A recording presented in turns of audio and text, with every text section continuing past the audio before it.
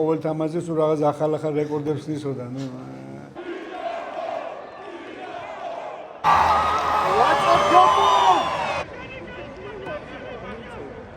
დიდხნიანი პაუზის შემდეგ თემურ ქეცბაია დინამო არენას დაუბრუნდა.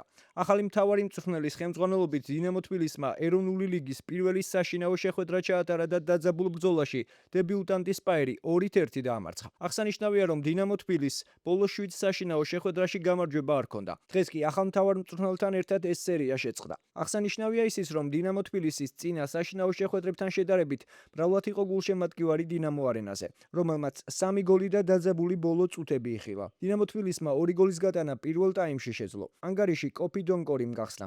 ორ ბურთამდე უპირატესობა კი მალევე მათე ვაწაძემ გაზარდა. აღსანიშნავია, რომ დებიუტანტი სპაირი ქულის მოსაპოვებლად ბოლომდე იბრძოდა, თუმცა ანგარიში შემცირება მხოლოდ 92 წუთზე ზურაბ გოლუბიანის გოლით შეძლეს. დარჩენილ მცირე დროში კი წონასწორობის აღდგენა ვეღარ მოხერხდა. აღსანიშნავია ისიც, რომ შეხვედრის დაწყებამდე გიორგი ლორიას დინამო თბილისში ჩატარებული სარეკორდო 295 შეხვედრისთვის სიმბოლური ჯილდო გადაეცა. 100 ჩატარებული მატჩისთვის კი სანდრო კალანდაძეს. შეხვედრის შემდეგ მედიასთან დინამო თბილისის მთავარმა მწვრთნელმა თემურ ქეცბაიამ და მეკარემ გიორგი ლორიამ ისაუბრეს. მათი საინტერესო კომენტარების მოსმენამდე დაალაიქე ვიდეო და გამოიწერე არხი. პრინციპში დღეს თამაში მაინც მე მგონი რომ ჩვენ ვიმსახურებთ თამაშის მოგებას.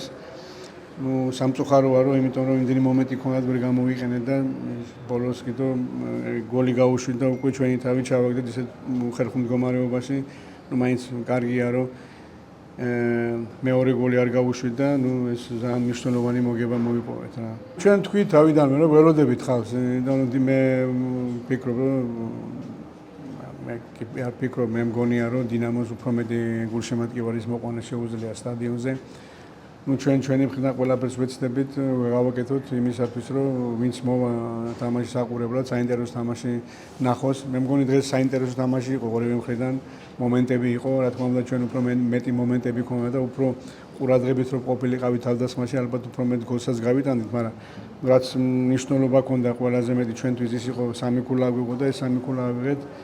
არ იყო ადვილი იმიტომ რომ სპაირი კაი გუნდია, პლუს ჩვენ ბოლო თამაში 10 ფეხბურთელით მოგვიწია თამაში მთელი 80 წუთი, არ იყო ადვილი ამ თამაშისთვის მომზადება. არა ვეცდებით ახლა რომ მომავალი თამაშებისთვის უფრო უკეთესად მოვემზადოთ და გუნდმა უფრო უკეთესი თამაში აჩვენოს. არის რაღაც ხარვეზები, მაგრამ იმედია რომ ეს ხარვეზები მომავალში ამოიფრება. ალბათ ის თამაშიც გიწყობს ხელს რომ ესეთი თამაში წავიდეს რა. მე წინა თამაშების რო ვნახე უმეტესობა გუნდები ცდილობდნენ რომ უფრო დაცვიდან ეთამაშათ და ამიტომ არ იქნებოდა. ნუ პრინციპში ხა ჩვენ რა 10 დღეა პრინციპში გუნდში ვარ და რო ვთქვა რომ ახლა ბევრი რაღაცა შევცვალეთ, ალბათ სწორი არ იქნებოდა. ნუ ბევრი ახალგაზრდა ფეხბურთელია და ჩვენ დღევანდელ თამაში 4-5 ფეხბურთელი გვაქვს და ისეთი ძირითადი ფეხბურთელები, რომლებიც გუნდს შეუძლიათ უფრო მეტი დახმარება გაუწიოთ. ნუ ვცდილობთ რა, ვარჯიშზე ყველა მონდომებულია, ყველა თავის საქმეს აკეთებს და იმედია რომ აი ესე გაგრძელდება რა, ეს 3 თამაში 2 მოგება 1 ფრე. პირველი თამაში იყო ჩემთვის დინამო არენაზე, როგორც მთავარი მწვრთნელი თბილისის დინამოს, იმიტომ რომ მე ბევრჯერ ყოფილი მწვრთნელი როგორც ნაკრების მწვრთნელი.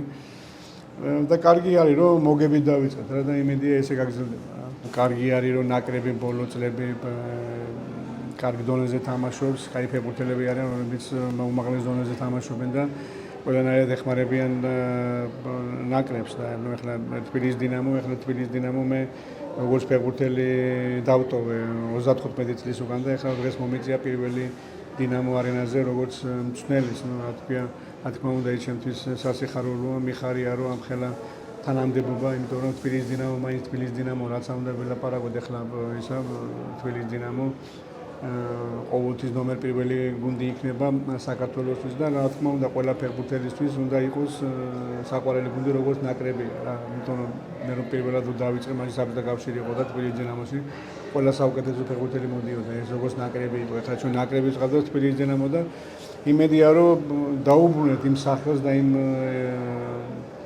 ტიტულებს, რა ტიტულებიც აქვს მოგებული თბილისის დინამოს, იმიტომ რომ მე მგონი ყველაზე მეტი ტიტული თბილისის დინამოს აქვს მოგებული. ამიტომ ჩვენ გვინდა რომ ეს ტრადიცია გავაგზავნოთ რა. გარდა დინამოს ახლა ეროვნულ ჩემპიონატში რაზე არის ყველაზე მეტად სამუშაო, რომ შემადგენლობის რაოდენობას გაიზარდოს და დონეც აიწევს. ნუ სამჯერადი იქნება ეს შემადგენლობა თუ ასე შემდეგ. ალბათ მნიშვნელოვანი იქნება რომ ტელევიზია უფრო აქტიურად ჩაერთოს და თამაშები რო არის ხოლმე ტელევიზიით იყოს გადაცემული და არა იმ YouTube-ზე და სხვა იმაზე, იმიტომ რომ მთელი მსოფლიო ასე მუშაობს და ჩვენს დრო არის რომ ესე დავიწყეთ ახლა იქ ფეხბურთი სამწუხაროდ არა ვართ იმ დონეზე, რა დონეზე გვინდა ყველას რა უნდა გამოვდეთ, სიმართლე უნდა ვთქვათ, ჩვენ კიდევ ბევრი გვაკლია იქამდე, სანამდე გვინდა რომ მივიდეთ. ამის პოტენციალი გვაქვს, მაგრამ ბევრი რაღაცა არის საჭირო იმისათვის, ეს ყველაფერი გაკეთდეს და იმედია რომ მომავალში ეს ყველაფერი გაკეთდება და საქართველოს პირველობიდან ფეხბურთელები კიდევ ნაკრებში ითამაშენ, იმიტომ რომ თითქმის არც ერთი ფეხბურთელი საქართველოს პირველობიდან ნაკრებში არ თამაშობს და ეს ძალიან დიდი პრობლემა არის ნაკრებისთვისაც და რა თქმა უნდა ქართული ჩემპიონატისთვის. რეკორდი მოხსნა და წინ კიდევ ბევრი თამაში. მითხეს რომ ყოველ თამაშზე სულ რაღაც ახალ რეკორდებს ნისოდა, მთავარი ეს არის რომ ლორი კიდევ კარგად არის, კაი ფორმაშია და გუნდთან ეხმარება და ჩვენ გვიხარია კიდევ ლორი ჩვენთან რო არის და ლორის გარდა კიდევ სხვა ფეხბურთელები არიან, სხვა მეკარეები არიან, რომლებიც მართლა პერსპექტიული მეკარეები არიან და ლორი როგორც მაგალითთვის იქნება ერთი კიდევ დამატებითი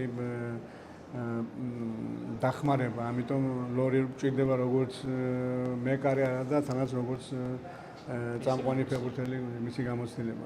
ო, რეკორდსაც შეეხება მართლა სასიამოვნო შეგრძნება არის.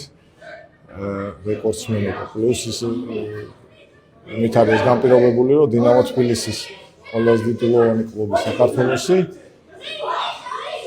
ამ გუნდის რო რეკორდმაისტერი ხარ ერთგვარი, მაგარი სასიამოვნო არის. თელი ჩემი ცხოვრება ამ კლუბში მაგ გატარებული, მე კლასად არ მითამაშია. ოცნება იყო რომ ამ გუნდში დამეწყო თამაში, ჩემი სახელი დამემკვიდრებინა და ამის მერე უკვე მოახერხე წასვლა და შემთხვევით ეს მართლა ისეთია.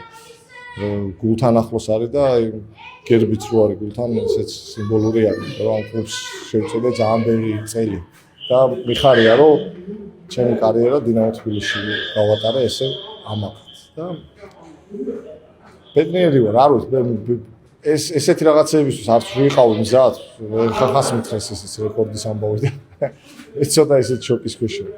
ზოიძე ძალიან მაგარი მეკარე იყო და დიდი პატივია მისი რეკორდის მოხსნა ასე. ძალიან ისეთ თამაში იყო, აი იქით-აქით მაყურებელს უყვარს ეგეთ თამაში იყო რა, ბევრი მომენტები ქონდათ ჩვენ ძალიან ბევრი ასევე იმათაც ქონდათ ძალიან ბევრი საგოლე მომენტი 100%-იანი მეკარეება კარგად უთამაშეთ ორივე. დანარჩენი ალბათ დონის თვალსაზრისით თანაბარი თამაში იყო ერთი-ორმა ფეხბურთელმა რომელმაც გოლები გაიტანეს, ეს იყო გადამწყვეტი ფეხბურთელები ალბათ, ვინც სხვაობა დაანახა. დანარჩენი ალბათ თანაბარი ბრძოლა იყო და კაია რომ ჩვენ გავიმარჯვეთ. იცი რა არის? ხა დიხანი არა რაც მოვიდა თემში და ეს ჯადოსული ჯოხი არა ახლა ესე გარდაქმნას გუნდს. ყველაზე მაგარი შეფასებელი ალბათ გარედან მაყურებელია და თან ეგრე აფასებთ. იგი ესე არის ყველაფერი და სასიამოვნოა ამის მოსმენა. კარგია რომ უკეთესობისგან შევიცვალეთ. ის მინდორზეც არის, აისახება. არ შეიძლება სხვანაირად რა თემურთან ხედავთ როგორც ჩასული თამაში და კინ დავიგნა ეს კონცედება და მოქმედებს გუნდზე დადებთან და ზოლის რეალობაში აისახება. ორთაბრძოლების გამარჯვებებში უფრო დუელების მიღება რაც სამეულო ჯამში თამაში რამდენი ნაწილია და უცხოელი კლასიკებს უნახ შეშფოთაში მებრძოლების კათალისები ის იმართებს ჩვენ შეფერს ალბათ ისე მინდა რომ ზეის უნარიანობის ხარჯზე გავიმარჯვეთ. შეგახსენებთ, რომ თემურ კეცბაიამ დინამო თბილისში მწვრთნელად დაბრუნების შემდეგ მეორე შეხვედრა მოიგო და ამ დროისთვის 15 გულით მე-5 ადგილზეა. სპაირი კი 12 გულით მე-7 ადგილს იკავებს. მომდევნო ტურში 11 მაისს დინამო თბილისი რუსთავს დაუპირისპირდება. სპაირი კი გაქრას. ბოლოს თუ მოგეწონათ ვიდეო და დაგავიწყდათ, დალაიქეთ და გამოიწერეთ არხი, რომ არ გამოგჩეთ შემდგომი საინტერესო სიახლეები.